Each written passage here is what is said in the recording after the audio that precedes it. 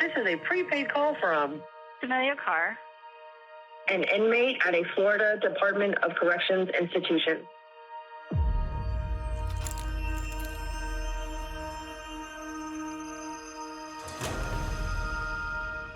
I was arrested at 7.5 months pregnant. Towards the end of the pregnancy, I was housed in the infirmary, and it was terrifying. When I went into labor, I was shackled to the bed. My family wasn't there. After giving birth, I got to hold her for about 15 minutes. Within 6 hours, I was back in a cell by myself in isolation. I haven't seen my kids in 13 years. Today, Emilia Carr was given the death penalty for her role in a 2009 murder. Prosecutors believe Carr and her boyfriend, Josh Fulgham, lured his ex Heather Strong to a storage trailer, tortured her, and killed her.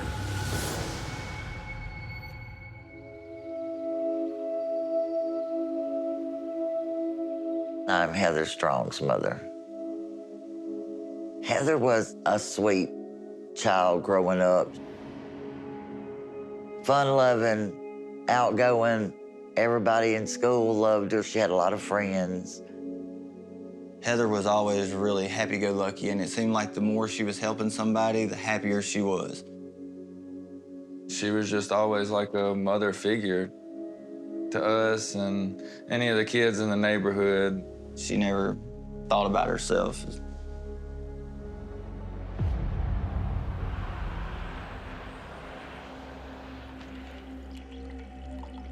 My name is Dolores Parthry, and I work with Heather Strong at the Iron Skillet truck stop. We worked together about 2 years.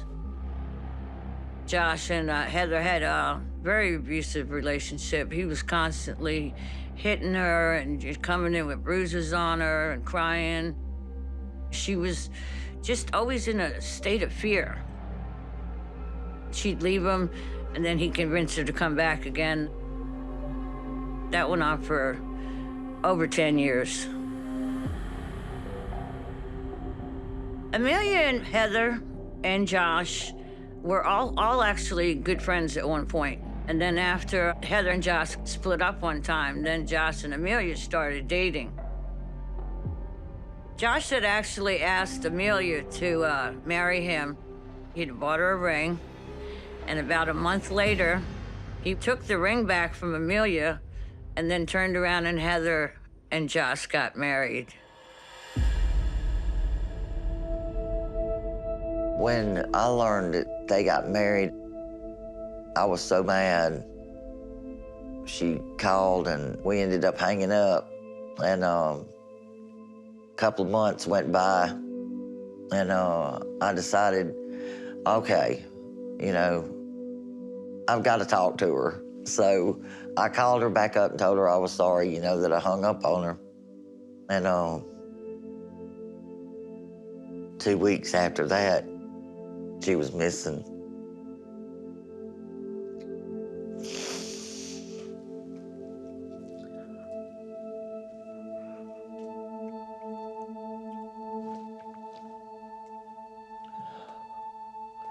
I felt really bad, you know, for doing that.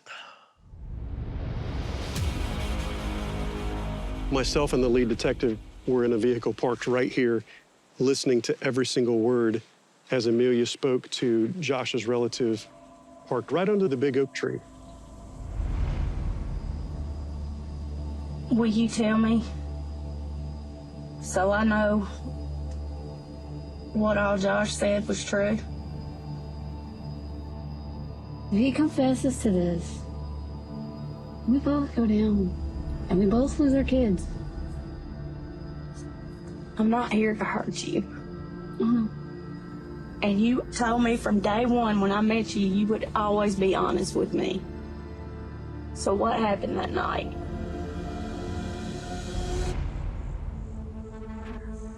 He hit her son in the head and broke a flashlight. She tried to run for the door, and she knocked me down and she knocked the window out. He dragged her back, and he started to tape her to the chair. So what happened next? We put the bag over her head. We tried to snap her neck. That didn't work. Why would you try to break her neck? I'm ready to be quick and painless. Today, a jury sentenced Joshua Fulgham to life in prison for his role in the kidnapping and murder of his estranged wife, Heather Strong. His girlfriend and co-defendant Emilia Carr was given the death penalty for her role as prosecutors determined Carr to be the mastermind behind the kidnapping and murder of Strong. It's a really bad emotional roller coaster ride when you're behind that door. You deal with the hope that maybe this appeal will go through or maybe this attorney will care. You feel continuously like you're just fighting and fighting and fighting a wall.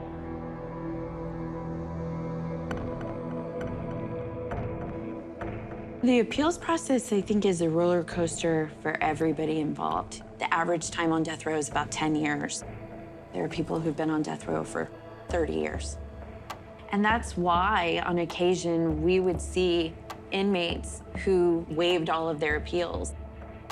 They ask that their date be set. They don't want to do that time. They want to be done. They want to be out because they cannot handle doing that time in isolation with no control and absolutely no freedom.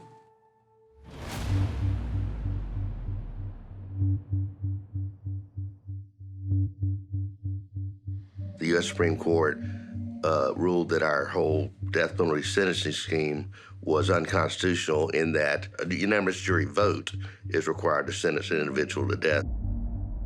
So in Emilia's case, because it was only a 7-5 vote for death the first time around, therefore she was resentenced to life.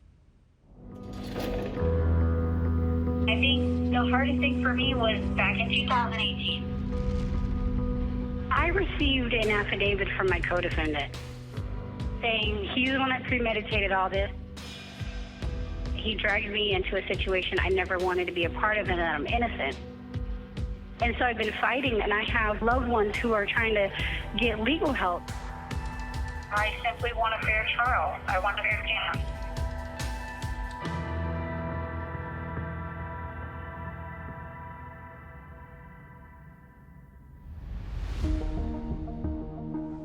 I was made aware that an affidavit exists that absolves Emilia of any involvement. The problem I see with that is recanted testimony and even recanted statements, confessions, is very much frowned upon by courts because you told me you lied before in this document. How do I know you're not lying now?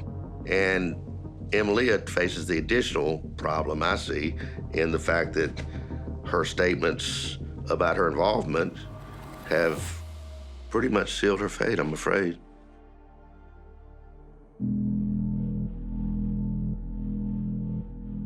I've been incarcerated 13 years fighting for my life. Fighting for my life. I would love to go home. I have 4 children. My oldest is about to be 19 in January. Anyone who knows me knows I am not the same person. I'm sitting here on 2 life sentences for first-degree murder and first-degree kidnapping. This is crazy. And sorry, I don't care how many times I get knocked down. I'm fighting to go home. I'm fighting for my freedom. I'm fighting for my life, and I'm not going to stop.